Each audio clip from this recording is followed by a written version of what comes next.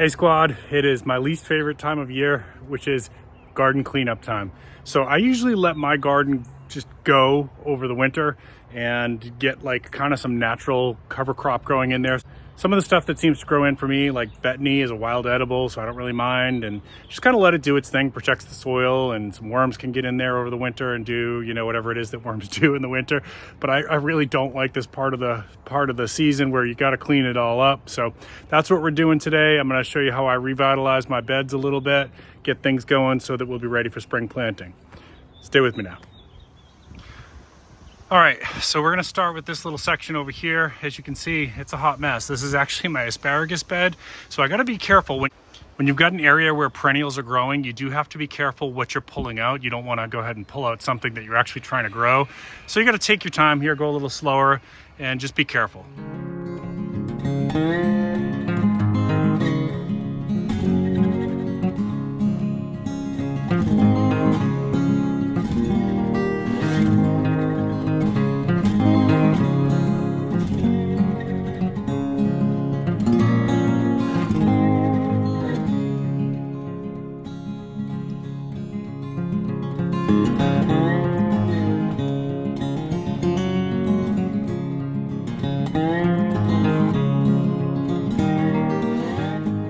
And that's basically what I'm looking at. I want to get it to about that level of de-weeded, if you will, for before I go ahead and do my amendments to the soil and kind of replenish some of the nutrients that would have been lost between last year and the winter.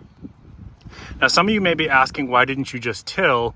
And why are you making it hard doing it by hand? Well, when you till the soil, now if you have a big farm, I get it. Maybe that's just like the way that it has to be done.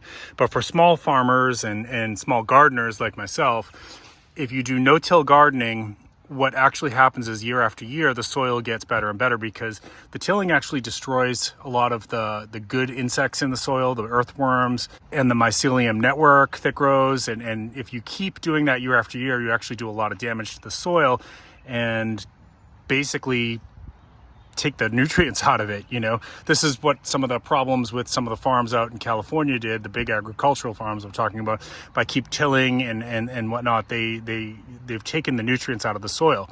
Those of you who are Gen X, you remember that a lot of the fruit that came out of California tasted a lot better back in the 80s. Well, the reason is there's no nutrients left in the soil. They have to now resort to restorative agriculture, you know, permaculture methods and things like that to try to get the soil to have nutrients and minerals again. But let me show you something else here. So this here is betony. Now, a lot of times what people think is weeds in their garden is actually something that's beneficial. This is an edible plant. This is the root of it, actually.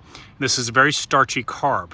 So in a survival situation, these are actually really good to have around. I have them growing all over my property. I think I've done a few videos on betony before, but let me show you what the plant looks like. That's the root. And this here, I left one end to show you, this is what the plant looks like, okay? And I have all kinds of beneficial weeds here. So before you go and spray herbicides and things like that in your soil that's gonna do a lot of damage, including again to the earthworms and the beneficial mycelium, just think about that. A lot of times the things that people think are bad, that they're, you know, weeds are quote unquote bad, are actually beneficial and edible and often medicinal, right? So this one's betony. Just wanted to show you that. And you know, I pull it out because I'm going to put some other stuff in here. But if you weren't going to put it in here, there's no reason to get rid of those weeds, and you certainly don't need to blast your soil with heavy chemicals. All right, so what we're gonna do now is we're gonna go ahead and hit these other sections here. Now, all we gotta do over here is we're gonna be watchful for these little rogue garlics that I've got going on in there.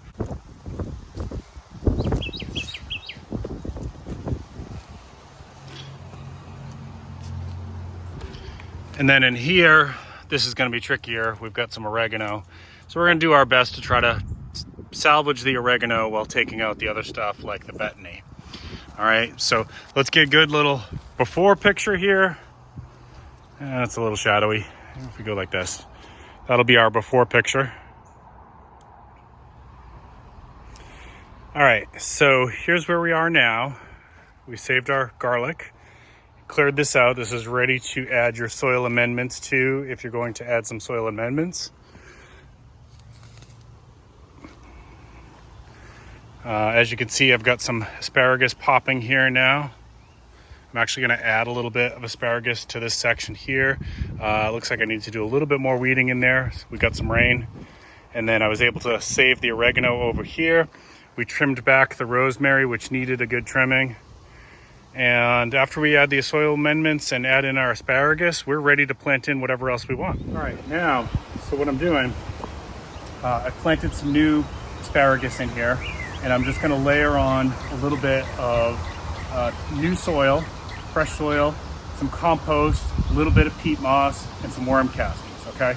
Now, if you can make your own compost on your property, that's the best way to do this. I live in an urban setting, so I do create a little bit of compost, but definitely not enough. So unfortunately for me, I have to bring in inputs into my garden, but if you have the space to work with, you might not have to.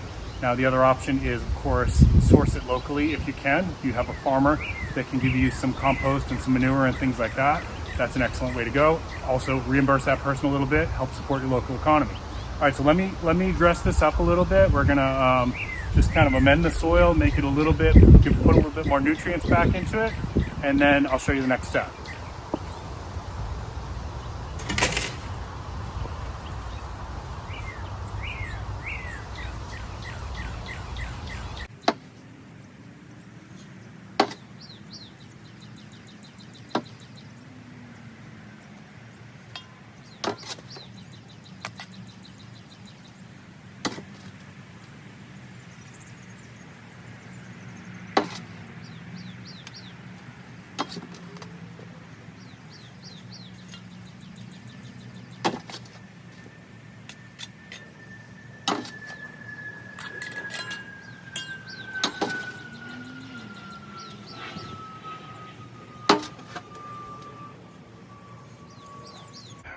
Okay, so I like to use cypress bark mulch for my mulch.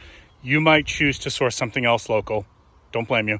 The reason I like cypress bark mulch is it does have some benefits that does repel some of the bad pests, some of the bad bugs that we don't want in our garden. It helps a little bit with that. Mulch in general is going to help retain moisture to your soil. So if I dig under here in a couple months, what you would see is that underneath that layer of mulch, the soil is thriving. We'd have earthworms, we'd have good mycelium network. And so it helps to keep the moisture in the soil, especially here in the south where it gets really, really hot. That's another way to cut down on the watering for your garden, okay? So there's a lot of benefits to mulch. If you choose not to do it, okay, that's fine. Just letting you know why I do it for my garden. All right, so then we got to, unfortunately, that is about 25% of it. We got to do soil amendment here. That's the next step. And soil amendments here. And then we'll add in the mulch on top of all that, or around the oregano, mulch in here, mulch in here. And that's it. And I'll show you all that when it's done. But right now I need to water this area because I just put some asparagus in there. Here's the next step completed, which is we have added our soil amendments to the rest of the garden. And I'm gonna do one more step here, which is add in my mulch on top of all this. All right, stay with me. All right, so here we go. We are ready to plant into. Now, obviously I have done this over several weeks, and this is for one person with a fairly small to medium-sized garden.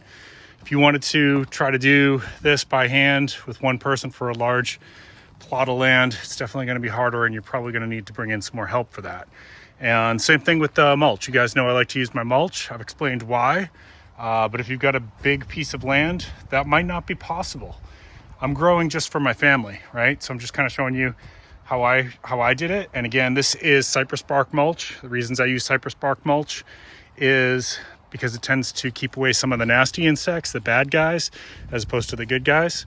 Also helps to keep moisture into the soil and helps to feed the mycelium network under the soil. Contrary to popular belief, this does not leach nitrogen out of the soil. There's some myths out there about that. Absolutely not true. Don't worry about that. And then for my amendments, what I do is a mixture of compost, new soil, new topsoil, a little bit of peat moss. All right, we're ready to plant, and I guess we'll go like this. That will be our after picture. All right, folks, before I show you that last little segment, let's do a little video from today's sponsor. Hey squad, thanks so much for watching today's video. Today's video is actually sponsored by AppMex. AppMex is my choice for online gold and silver when I'm looking to add to my stack.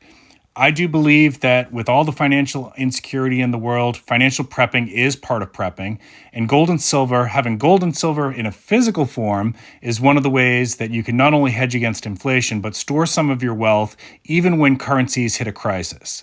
And if nothing happens, if we never reach any kind of an SHTF situation, then gold and silver can be passed on to your children and grandchildren.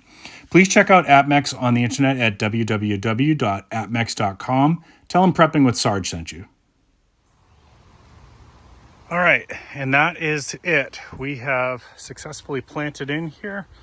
We've got some basil going. We've got some peppers going. We've got replanted some dill there. All right, and so the only other thing we got to do here is water. And then it's good to go. And after you plant, you should always give it a good watering. And last thing I want to show you here is, see how that's kind of sagging? Don't worry too much about that. It's just a little plant shock. This happens sometimes after you plant. Not a big deal as long as you give it some water. Should be okay. It'll recover. All right, folks, if you have any questions, drop them in the comments down below. Don't forget to check out the description for some discount codes, including some garden seeds. And thank you once again to AppMex for sponsoring this video. Keep planting your seeds, keep stacking your silver. This is Prepping with Sarge.